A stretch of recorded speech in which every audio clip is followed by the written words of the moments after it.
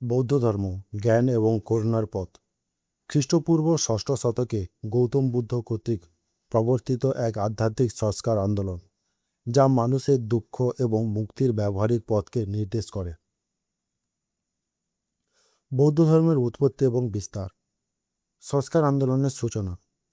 প্রাচীন ভারতের প্রচলিত জটিল যজ্ঞ, আচার অনুষ্ঠান এবং ব্রাহ্মণ্য ধর্মাচারের বিরুদ্ধে একটি প্রতিবাদ হিসেবে বৌদ্ধ ধর্মের জন্ম হয়। বুদ্ধ মানুষের বাস্তব জীবনের দুঃখের দিকে দৃষ্টি আকর্ষণ করেন এবং নির্বাণ অর্জনের মাধ্যমে জীবনের এবং মৃত্যুর চক্র থেকে সম্পূর্ণ মুক্তির পথ দেখান। পরবর্তীতে এই ধর্ম ভারতের সীমানা অতিক্রম করে শ্রীলঙ্কা, চীন, জাপান, কোরিয়া, তিব্বত এবং দক্ষিণ পূর্ব এশিয়াতে ছড়িয়ে পড়ে। বৌদ্ধ ধর্মের প্রবর্তক গৌতম বুদ্ধের জীবনযাত্রা। জন্ম 563 খ্রিস্টপূর্বাব্দ। নেপালের লুম্বিনী শাক্য রাজবংশে তিনি জন্মগ্রহণ করেন। পিতার নাম ছিল শুদ্ধোধন এবং মাতা মায়াদেবী। 29 বছর বয়সে সংসার, রাজ্য এবং পরিবার ত্যাগ করে সত্যের সন্ধানে তিনি বের হন। একেই বলা হয় মহাবিনিষ্ক্রমণ। 35 বছর বয়সে তিনি বোধিগয়ায় বোধি বৃক্ষের নিচে গভীর ধ্যানের মাধ্যমে চূড়ান্ত জ্ঞান লাভ করেন। একেই বলা হয় বহিলাভ। এবং 80 বছর বয়সে কুশীনগরে তিনি দেহত্যাগ করেন এবং সম্পূর্ণ মুক্তি লাভ করেন। একেই বৌদ্ধ ধর্মের মহাপরিনির্বাণ বলা হয়। 7 বছর কঠোর তপস্যা এবং সাধনার পরে বুদ্ধ সারনাথে প্রথম ধর্মোপদেশে তিনি প্রদান করেন, যা ধর্মচক্র প্রবর্তন নামে পরিচিত। গৌতম বুদ্ধের জীবনযাত্রার প্রধান ঘটনাবলীকে একটি ছকের মাধ্যমে দেখা যায়। তার জন্ম ঘটে লুম্বিনীতে। এর প্রতীক হিসেবে ধরা হয় বৌদ্ধ ধর্মে হাতিকে। দ্বিতীয় হচ্ছে সংসার ত্যাগ করেন 29 বছর বয়সে। এর স্থান হচ্ছে কপিলাবস্তু এবং এর প্রতীক ঘোড়া। জ্ঞান লাভ করেন 35 বছর বয়সে বোধগয়াতে এবং এর প্রতীক হচ্ছে বোধিবৃক্ষ।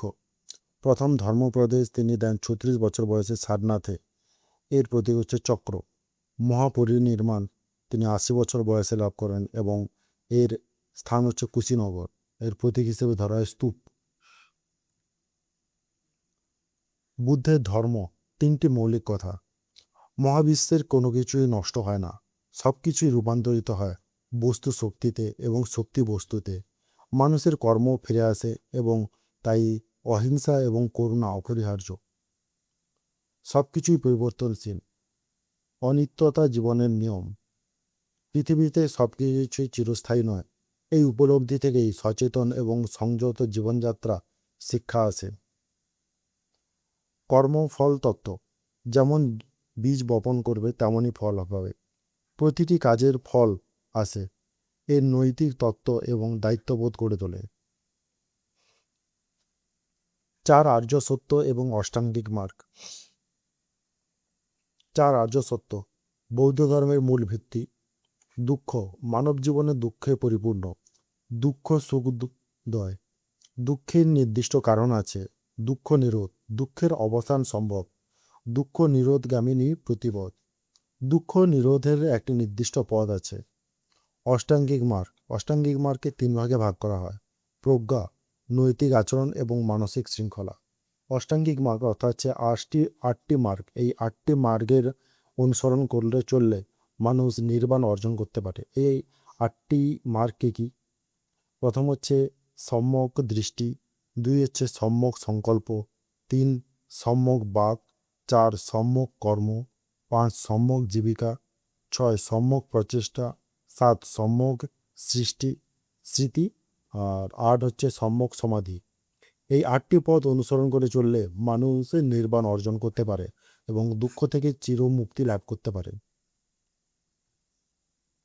বৌদ্ধ সংঘ এবং সামাজিক ব্যবস্থা। সংঘ জাতি, লিঙ্গ, বর্ণ নির্বিশেষে সবার জন্য মুক্ত। বিনয় পিটকে কঠোর নিয়মাবলী লিপিবদ্ধ। ভিক্ষু ও ভিক্ষিণী। সাধারণ মানুষ ধ্যান এবং ভিক্ষার মাধ্যমে জীবিকা নির্বাহ করেন। গৃহী উপাসক এবং তীর্থযাত্রী। সাধারণ মানুষ সন্ন্যাসীদের সাহায্য করতেন এবং আধ্যাত্মিক জ্ঞান অর্জনে তীর্থযাত্রা করতেন। বৌদ্ধ ধর্মের বিশ্বব্যাপী বিস্তার। প্রধান বিস্তারকারী শাসক হচ্ছে দুজন, এক হচ্ছে মৌর্য সম্রাট অশোক এবং দ্বিতীয় হচ্ছে কুষাণ সম্রাট কনিষ্ক। মৌর্য সম্রাট অশোক শ্রীলঙ্কা সহ বিভিন্ন দেশে তার সন্তান মহেন্দ্র এবং কন্যা সংঘমিত্রাকে প্রেরণ করেন। সম্রাট কনিষ্ক মধ্য এশিয়ায় মহাযান বৌদ্ধ ধর্মের প্রসার ঘটান। চারটি বৌদ্ধ সংস্কৃতি সঙ্গীত। প্রথম হচ্ছে 483 খ্রিস্টাব্দে রাজগৃহে সুত্ত এবং বিনয় পিটকের সংকলন ঘটে। দ্বিতীয়ত 383 খ্রিস্টপূর্বাব্দে বৈশালীতে স্থিবিরবাদিনী এবং মহাসাঙ্গিক শাখায় বিভাজন ঘটে। তৃতীয় 250 খ্রিস্টপূর্বাব্দে পাটলিপুত্রে অভিধম্ম পিটক সংকলন এবং ধর্মপ্রচার। চতুর্থ 98 খ্রিস্টপূর্বাব্দে কাশ্মীরের হিন্দান এবং মহাযান শাখায় বিভাজন ঘটে। ভারতে বৌদ্ধ ধর্মের অবক্ষয়, অর্থাৎ বৌদ্ধ ধর্মের পতনের পেছনে কতগুলি কারণ রয়েছে। আচার এবং সর্বত্রতা, মূর্তি পূজা এবং জটিল আচার গ্রহণে আদি সরলতা হারায়। ভাষাগত বিচ্ছিন্নতা, পালি ত্যাগ করে সংস্কৃত ভাষা গ্রহণ করার ফলে সাধারণ মানুষ থেকে দূরত্ব বাড়তে থাকে। মঠে দুর্নীতি, অতিরিক্ত ধন সম্পদ এবং সন্ন্যাসীদের নৈতিক অবক্ষয় ঘটতে থাকে। বহিরাগত আক্রমণ, হুন এবং বখতিয়ার খলজির আক্রমণের ফলে বিহার ধ্বংস হয়। অভ্যন্তরীণ বিরোধিতা, শৈব এবং বৈষ্ণব ধর্মাবলম্বীদের প্রতিরোধ ঘটতে থাকে। সামাজিক বিচ্ছিন্নতা, সন্ন্যাসীরা সাধারণ জীবনধারা থেকে বিমুক্ত হয়। বৌদ্ধ ধর্মের স্থায়ী অবদান, অহিংসা এবং সাম্যের আদর্শ। বর্ণপ্রথার বিরুদ্ধে সোচ্চার হওয়ার পরে সমাজে সাম্য এবং আধ্যাত্মিক শৃঙ্খলা প্রতিষ্ঠা করেন। সর্বজনীন করুণতা ও দয়ার বাণী প্রচার করতে থাকে।